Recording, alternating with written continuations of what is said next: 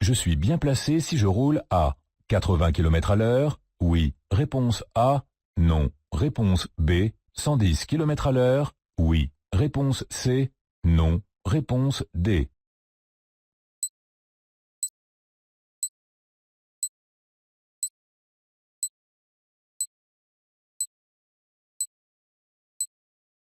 La largeur des traits à ma gauche, qui délimite la voie dans laquelle je circule, doit attirer mon attention. Des traits larges délimitent toujours une voie réservée à certains usagers. Ici, il s'agit vraisemblablement d'une voie aménagée pour les véhicules lents, c'est-à-dire les véhicules circulant à 60 km/h maximum. Je n'ai donc rien à faire là si je circule à 80 km/h ou à 110 km/h. Réponse B et D. Un éthylotest chimique permet de connaître son taux d'alcool dans le sang. Oui. Réponse A. Non. Réponse B.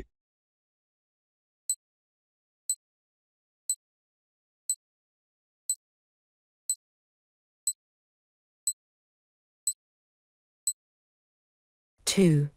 Un éthylotest chimique réagit en présence l'alcool, ce qui le fait changer de couleur. Il passe généralement du jaune au vert. Parfois, d'autres couleurs peuvent être utilisées selon les fabricants, c'est pourquoi je dois consulter la notice. Mais ce procédé ne mesure pas réellement le taux d'alcool de la personne qui l'utilise. Il détecte bien la présence d'alcool, mais la quantité présente dans l'air expiré est très approximative. Il ne peut être utilisé que comme un moyen de dépistage, pas pour connaître précisément son alcoolémie. Pour cela, il faut utiliser un autre dispositif, l'éthylomètre. Réponse B.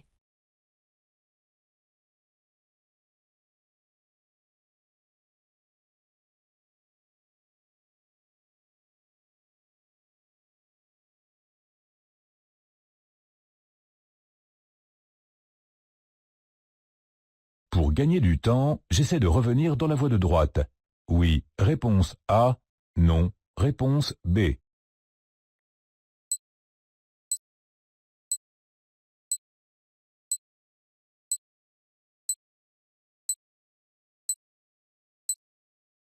La voie de droite circule mieux que la voie de gauche. Est-ce que j'essaie de changer de voie pour gagner du temps? Non. Dans quelques instants, la situation va s'inverser, comme c'est toujours le cas. Dans un bouchon, je reste dans ma voie. Tout changement de voie dans ces conditions est particulièrement gênant pour les autres usagers et surtout très risqué. D'autant que ça ne fait absolument pas gagner de temps. Je change de voie uniquement pour préparer un changement de direction, en m'y prenant bien à l'avance. Réponse B. Si je circule à 175 km/h à cet endroit, je risque de perdre 3 points. Réponse A. De perdre 4 points. Réponse B. Une suspension de permis. Réponse C. La confiscation de ma voiture. Réponse D.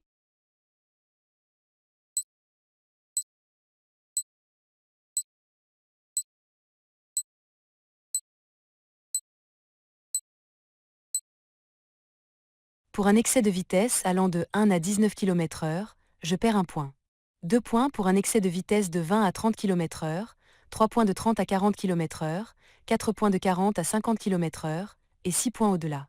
À 175 km/h au lieu de 130, c'est-à-dire 45 km/h au-dessus de la limitation sur autoroute, je risque un retrait de 4 points. Mais les sanctions ne s'arrêtent pas là, je risque aussi une suspension de mon permis de conduire. Il est d'ailleurs retiré immédiatement en cas d'interpellation sur le champ. La confiscation du véhicule, en vue de sa vente ou de sa destruction, est possible en cas d'excès de vitesse à partir de 50 km/h. Réponse B et C.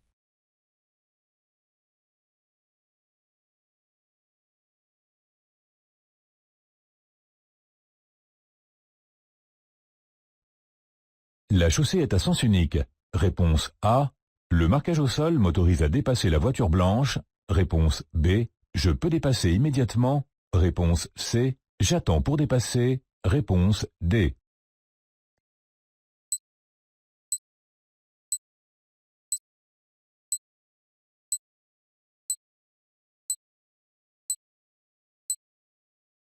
La ligne la plus à gauche est continue, ce qui signifie que je circule sur une chaussée à sens unique. La ligne qui sépare les deux voies de circulation est une ligne de dissuasion. À quoi sert-elle alors que personne ne peut arriver en face? Elle sert à interdire aux usagers qui circuleraient dans la voie de gauche de prendre la prochaine sortie, désormais trop proche. La manœuvre serait trop dangereuse. En revanche, elle ne m'interdit pas de dépasser ni de me rabattre.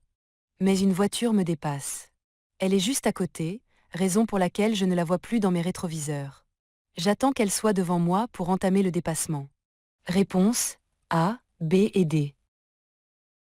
En espaçant les révisions de ma voiture par rapport aux recommandations du constructeur, je prends des risques concernant la fiabilité et la sécurité.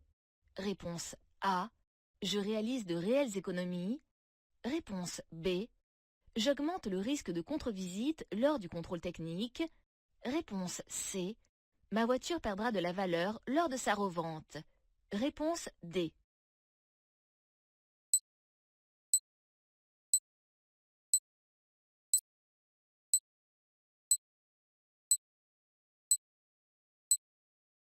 Pour réaliser des économies, puis-je espacer les révisions? Les ingénieurs ont défini un plan d'entretien, que je peux consulter dans le carnet d'entretien du véhicule, qui garantit le bon fonctionnement de la voiture pendant longtemps. S'il n'est pas respecté, si les échéances sont repoussées, certains organes vieillissent prématurément. Ce qui entraîne des pannes coûteuses voire dangereuses, casse du moteur, usure des disques de frein.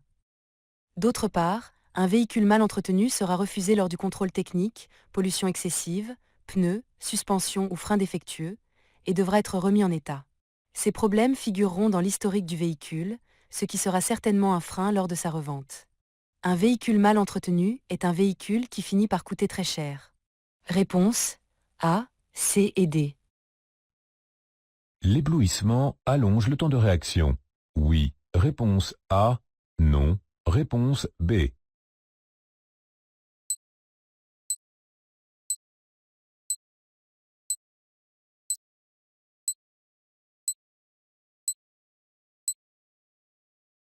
Si je suis ébloui par les feux de route d'un usager ou par le soleil, notamment à la sortie d'un tunnel, mon temps de réaction s'allonge considérablement, tout simplement parce qu'il me faudra plusieurs secondes pour bien analyser le danger.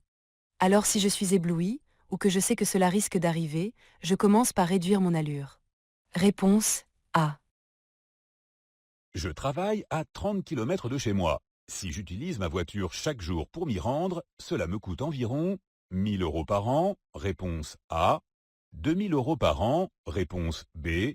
10 000 € par an. Réponse C.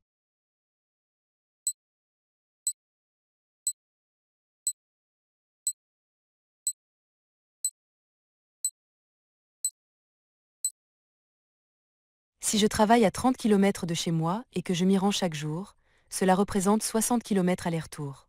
Il y a environ 200 jours travaillés par an, soit 12 000 km parcourus, en rien que pour le travail. Une voiture moyenne revient environ à 1 € du kilomètre, décote de la voiture, entretien, assurance, carburant, stationnement.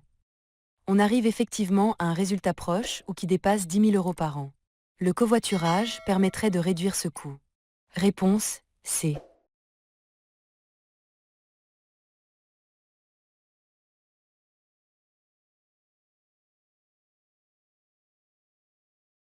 Les motards sont autorisés à circuler entre les fils. Dans certains départements uniquement. Réponse A. Dans toute la France. Réponse B. Uniquement en ville. Réponse C.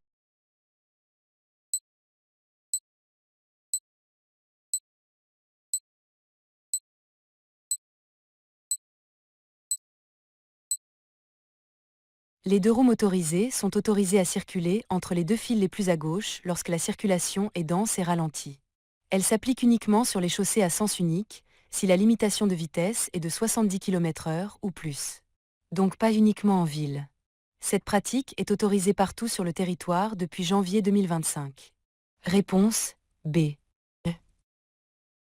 Les feux d'angle s'allumeront si j'aborde ce virage à 50 km/h. Oui. Réponse A. Non. Réponse B. 30 km/h. Oui. Réponse C. Non. Réponse D.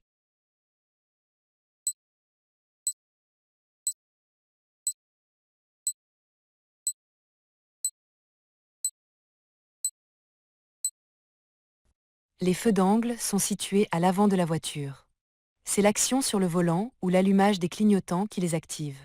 Aussi, Ils ne fonctionnent que dans les virages ou lorsque je prépare un changement de direction. Ils permettent d'élargir le faisceau lumineux du côté où je tourne, améliorant la visibilité dans le virage. Mais ils ne s'allument pas si la vitesse dépasse 40 km/h, alors si je veux en profiter, je ralentis suffisamment.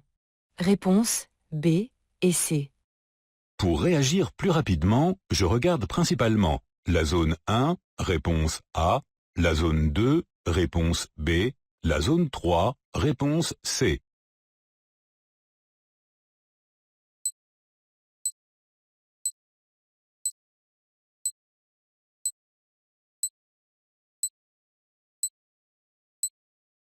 La voiture devant moi pourrait freiner. Pourquoi? Parce que le feu vert, en zone numéro 2, pourrait changer de couleur. Pour réagir plus rapidement dans ce cas, j'observe donc le feu. Ainsi, je réagirai exactement au même moment que le conducteur qui se trouve devant moi, au lieu d'une seconde après si je ne regarde que ces feux stop.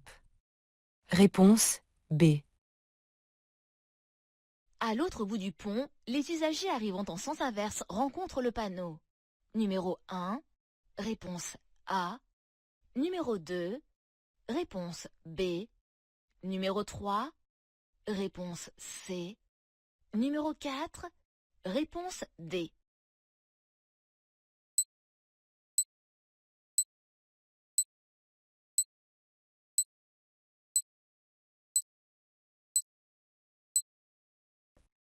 Sur ce pont étroit, un ordre de passage a été établi pour faciliter la circulation. Je rencontre un panneau m'indiquant que les usagers arrivant en face doivent céder le passage à ceux qui circulent dans mon sens de circulation. Donc si personne n'est engagé, c'est à moi de passer en premier. Les usagers arrivant en passant sont avertis avec le panneau numéro 2, qui est le panneau complémentaire de celui que je rencontre. Ces deux panneaux sont toujours associés. Réponse B. Je m'arrête en sécurité dès que possible si le témoin numéro 1 s'allume, réponse A, le témoin numéro 2 s'allume, réponse B, le témoin numéro 3 s'allume, réponse C.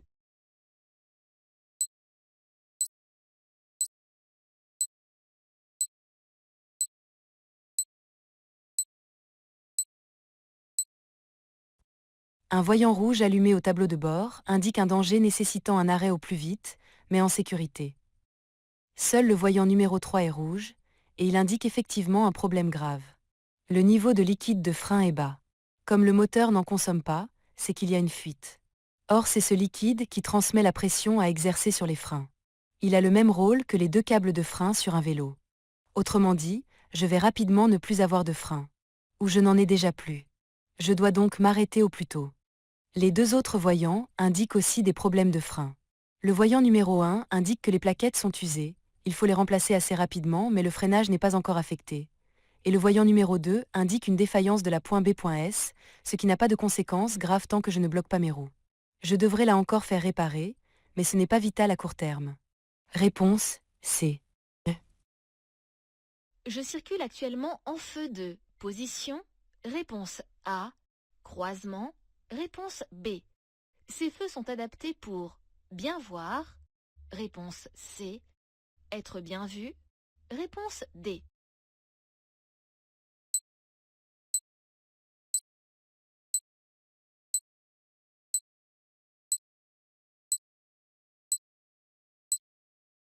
Ce voyant m'informe que je circule avec les feux de position seuls.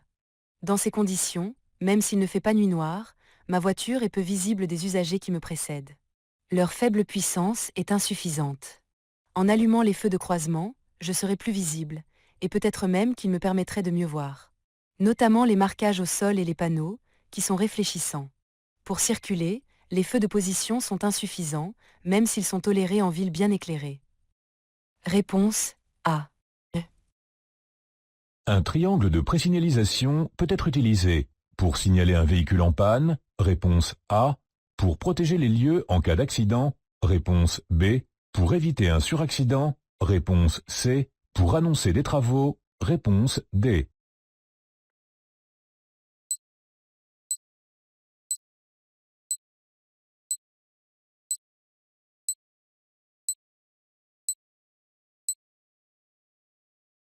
Un triangle de présignalisation peut être utilisé dans plusieurs cas.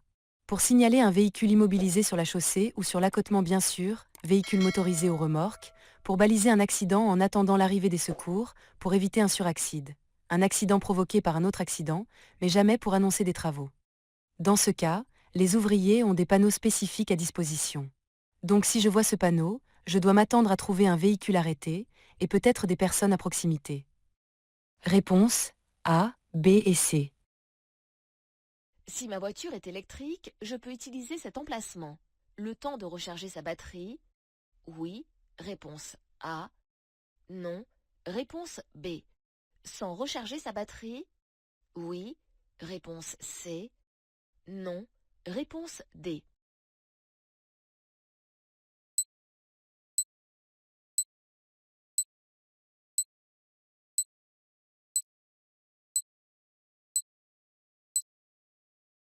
Les emplacements signalés par le symbole de la voiture électrique, repérable à sa prise de courant, sont réservés aux seuls véhicules rechargeables. Et encore, il y a une autre condition. Ils ne peuvent utiliser ces emplacements que le temps de recharger leurs accumulateurs. Réponse A et D. J'augmente la vitesse des essuie-glaces. Oui. Réponse A. Non. Réponse B.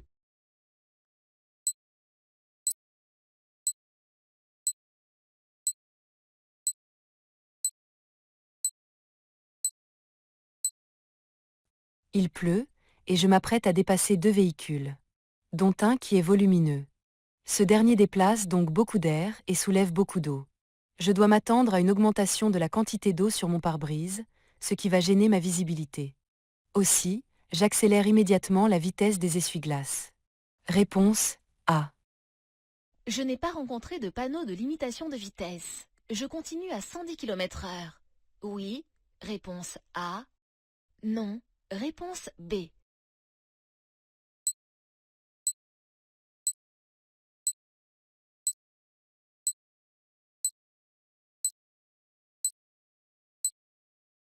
J'arrive dans une zone de travaux active, où se trouvent des véhicules et des ouvriers. De plus, une des deux voies est encombrée. Il n'est pas question de continuer à 110 km/h, même si je n'ai pas vu de panneau de limitation de vitesse. Ce serait beaucoup trop dangereux, pour moi comme pour ces ouvriers. Réponse B. Je m'arrête à côté du cycliste. Oui. Réponse A. Non. Réponse B.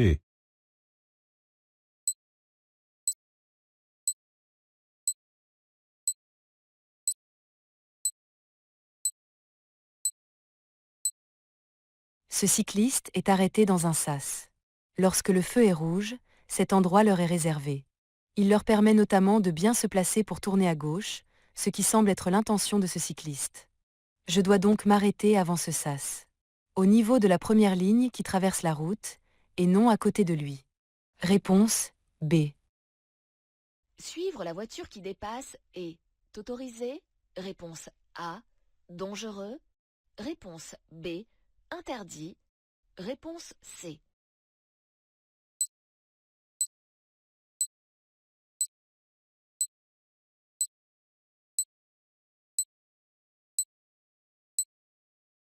La route est à double sens, comme l'indique la ligne de gauche, discontinue. Suivre la voiture serait alors excessivement dangereux, puisque celle-ci me masquerait une éventuelle voiture arrivant en face. C'est pourquoi il est interdit de suivre une voiture qui dépasse sur une chaussée à double sens. Réponse B et C. Lorsque j'appuie à fond sur la pédale d'embrayage, ma jambe doit être fléchie, réponse A, semi-tendue, réponse B, bien tendue, réponse C.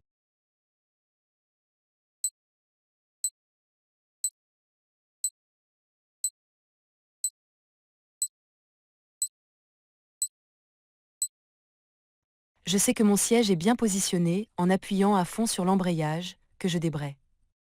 Ma jambe ne doit pas être fléchie, pliée, mais elle ne doit pas être tendue non plus, je ne dois pas avoir besoin de forcer. Je suis bien installé si ma jambe est semi-fléchie en appuyant sur cette pédale. Pas tout à fait tendue, mais presque. Réponse B. Tenir son volant ainsi est sécuritaire? Réponse A. Dangereux? Réponse B.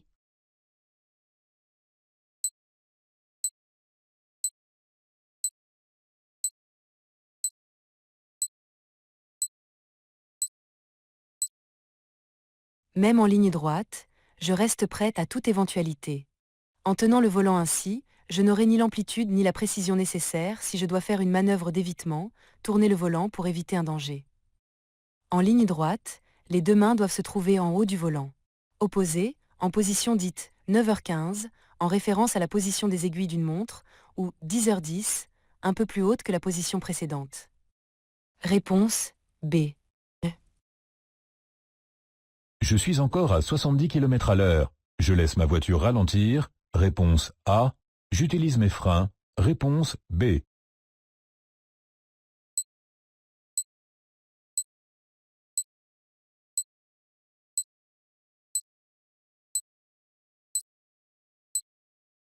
J'entre dans une agglomération.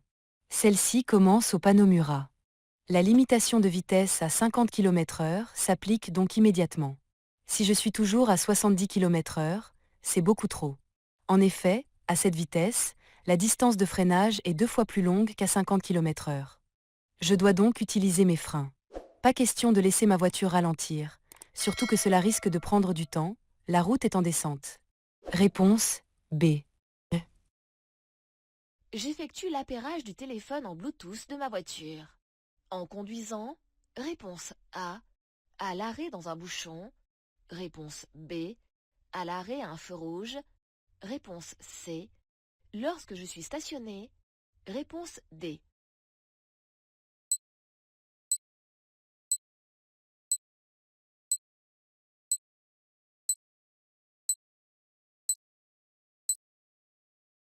Comme toute manipulation du téléphone, et même de tout autre appareil, j'effectue son appairage avec le système de la voiture à l'arrêt. C'est-à-dire pas dans un bouchon ou à un feu rouge, où je dois continuer à surveiller la circulation, mais à l'arrêt, hors circulation. Autrement dit, stationen. Réponse D. Avec une acuité visuelle de 10 dixièmes, un panneau de limitation de vitesse est lisible au moins à 50 mètres. Réponse A. 150 mètres. Réponse B. 500 mètres. Réponse C.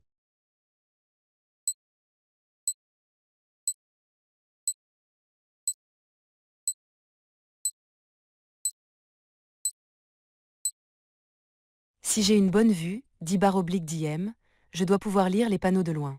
Par exemple, hors agglomération, la taille des panneaux, telles que les limitations de vitesse, est étudiée pour qu'ils soient lisibles à 150 mètres. Si je ne les lis pas à cette distance, il serait plus responsable de ma part de porter des lunettes. Au moins pour conduire. Réponse B. J'achète un véhicule d'occasion qui a 5 ans. Je vérifie que le dernier contrôle technique a moins de 4 ans. Réponse A. 2 ans. Réponse B. 1 an. Réponse C. 6 mois. Réponse D.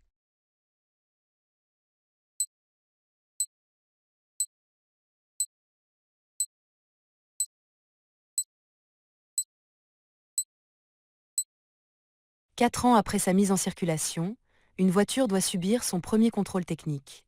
Elle devra ensuite être représentée tous les 2 ans. Mais pour vendre un véhicule de plus de 4 ans, son dernier contrôle technique doit avoir moins de 6 mois. Si j'achète un véhicule qui a 5 ans, c'est la première chose que je vérifie.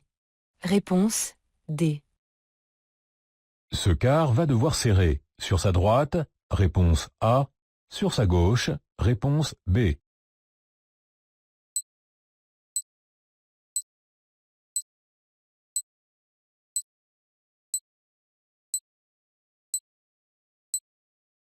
Le car arrivant en face ne roule pas bien sur sa droite.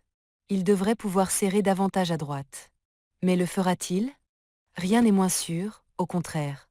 Des branches débordent sur la route. Elles ne seraient pas gênantes pour une voiture, mais elles le sont pour un véhiculo. S'il ne s'arrête pas pour me laisser passer, je dois donc m'attendre à ce qu'il se déporte encore un peu plus sur sa gauche. Réponse B. À 130 km/h, près de la moitié de la consommation de carburant est due à la résistance au roulement des pneus. Réponse A. Au frottement interne du moteur. Réponse B. À la résistance de l'air à l'avancement. Réponse C.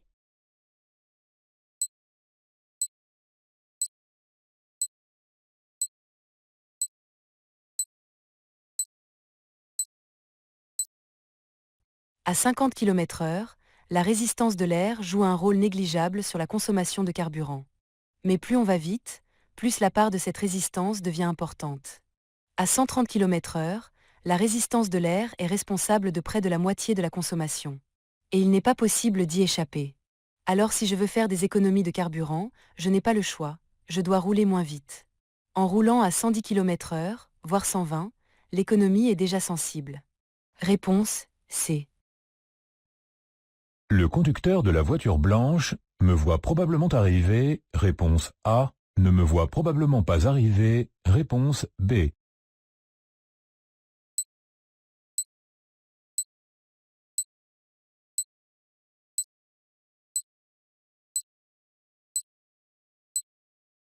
La voiture blanche est très inclinée. Son conducteur ne me voit probablement pas arriver. D'autant plus que l'arrière de ce véhicule n'est pas vitré, donc même en tournant la tête, son champ de vision sur sa droite est particulièrement restreint. Le risque est qu'il s'engage, ne voyant personne arriver sur sa droite. Je ralentis, je mets le pied sur le frein. Je peux même donner 1 ou 2 coups de klaxon pour annoncer mon approche. Mais le plus important est de ralentir. Réponse B. Nous sommes dimanche. Je tiens compte de ce panneau. Oui. Réponse A. Non. Réponse B.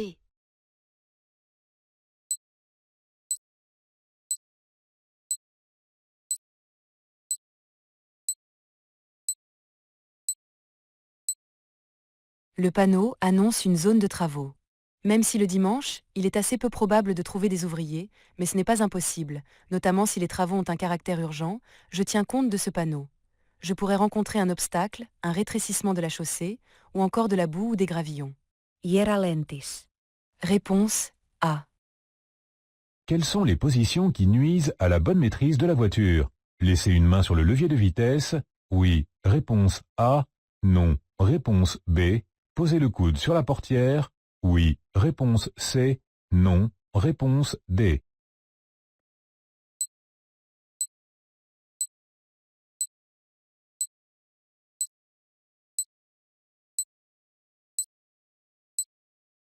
« 31. Certaines habitudes, comme de laisser une main sur le levier de vitesse, ne présentent aucun intérêt.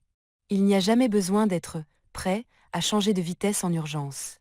Le conducteur doit être prêt à réagir et à exécuter une manœuvre d'évitement en toute situation. Alors sa position au poste de conduite joue un rôle décisif sur la précision et la rapidité de ses actions. Pour cela, il conserve les 2 mains sur le volant chaque fois que c'est possible. Cela vaut aussi pour conduire le coude posé sur la portière. Cette position peut nuire à une bonne trajectoire en privant le conducteur de la possibilité d'effectuer certains mouvements. Réponse A et C. Des vibrations continues dans le volant à vitesse élevée sont généralement dues à un problème de parallélisme, réponse A, à un problème d'amortisseur, réponse B, à un problème d'équilibrage des roues, réponse C.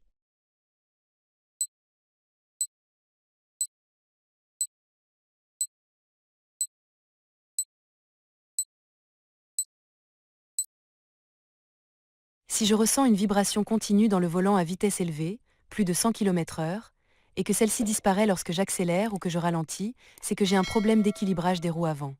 Ce n'est pas très grave, mais c'est pénible, et je dois envisager de faire régler ce problème, rapide et peu coûteux. Un problème de parallélisme se traduirait par une tendance de la voiture à partir naturellement sur la droite ou sur la gauche. Quant à un problème d'amortisseur, c'est beaucoup plus difficile à diagnostiquer. Réponse C. Ce type de constat est utilisable dans le monde entier. Réponse A. Dans tous les pays de l'Union européenne. Réponse B. En France uniquement. Réponse C.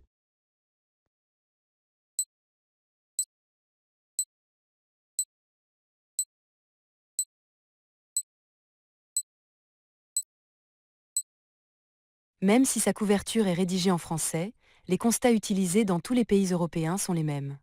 Ils ont les mêmes rubriques, situées aux mêmes endroits. Seuls les intitulés diffèrent puisqu'ils sont rédigés dans la langue du pays où la voiture est immatriculée. En revanche, il ne s'agit pas d'un constat universel. Dans certains pays, les formulaires sont différents. Et parfois, ce n'est pas l'automobiliste qui le remplit, mais la société d'assurance qui envoie un expert sur le lieu de l'accident pour le faire. et il vous laisse sa voiture pour repartir. Réponse B. Je souhaite rejoindre cette aire de repos. Je commence à ralentir. Lorsque je suis complètement dans la voie de décélération, réponse A. À hauteur du panneau, réponse B. Immédiatement, réponse C.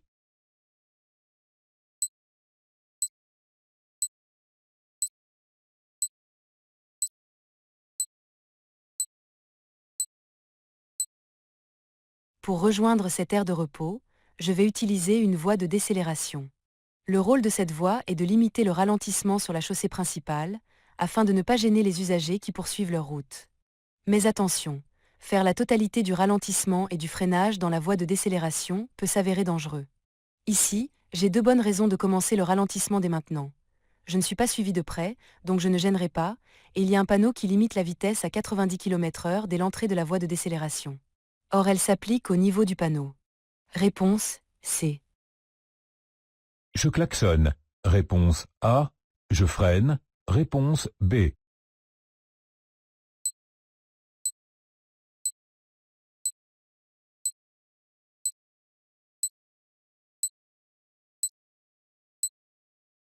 Le conducteur devant moi se rabat en urgence. Sans doute vient-il de se rendre compte qu'il devait emprunter la prochaine sortie. Sa manœuvre est aussi stupide que dangereuse. Mais quelle est la véritable urgence ? L'urgence, ce n'est pas d'exprimer ma colère. L'urgence, c'est d'éviter l'accident. Alors je me concentre uniquement là-dessus. J'oublie le klaxon, qui ne changera rien au problème, et je freine. Modérément quand même, parce qu'en plus, je suis suivi de près. Réponse B. Je dois laisser passer la voiture grise. Oui, réponse A. Non, réponse B. Je m'arrête. Oui, réponse C. Non, réponse D.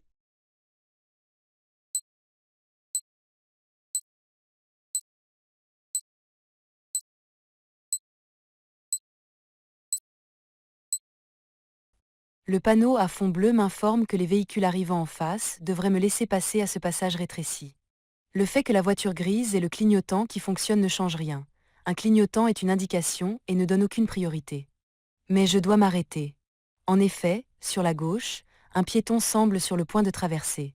Même s'il n'y a aucun passage pour piétons à cet endroit, il n'y en a aucun autre ailleurs. Il est donc libre de traverser où il veut, et je le laisse passer. Réponse B et C. Pour éliminer rapidement la buée sur la lunette arrière, je fais fonctionner quelques instants. Le dégivrage? Oui. Réponse A. Non. Réponse B. La climatisation? Oui. Réponse C. Non. Réponse D.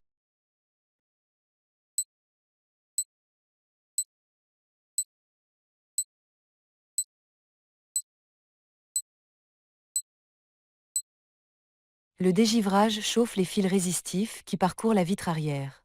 Ce qui a pour effet de faire fondre le givre s'il y en a, ou de faire évaporer la buée.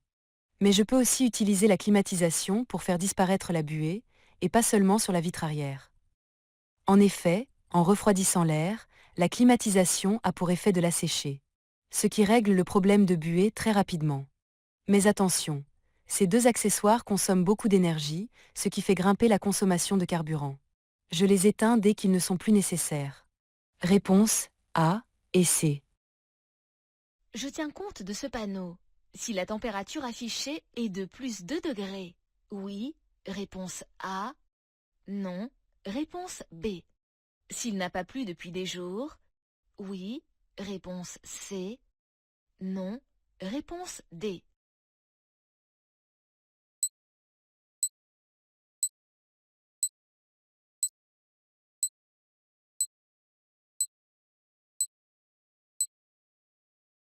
Le verglas peut se former ou subsister à des températures légèrement positives, notamment si le sol est plus froid que l'air. D'autre part, le verglas n'a pas besoin qu'il pleuve pour se former. À proximité d'un point d'eau, l'humidité de l'air peut suffire. Je tiens compte de ce panneau et je ralentis. Réponse A et C. Si un motard se plaint de douleur alors qu'il ne saigne pas, je le couvre pour ne pas qu'il ait froid. Réponse A. Je lui parle et je le rassure. Réponse B. Je l'aide à retirer son casque. Réponse C. Je lui donne à boire pour éviter une déshydratation. Réponse D.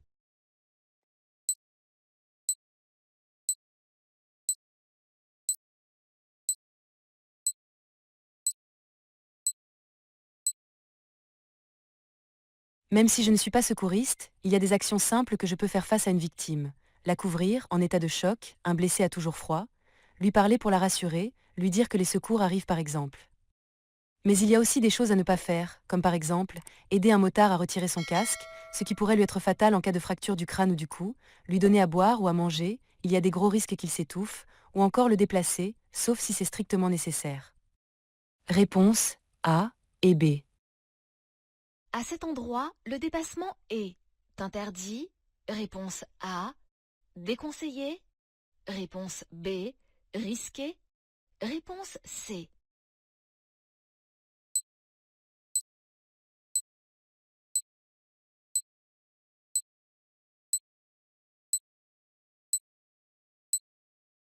La ligne médiane, qui sépare les deux sens de circulation, autorise les dépassements.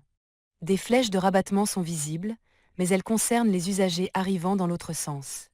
Il y a un virage au loin, mais personne n'arrive en face et l'espace pour dépasser cette voiture serait juste. Mais il peut suffire. Le dépassement n'est donc pas interdit. Le problème, c'est l'intersection sans visibilité. Si une voiture arrive de gauche et qu'elle vient vers moi, son conducteur est censé me laisser passer, même si je dépasse.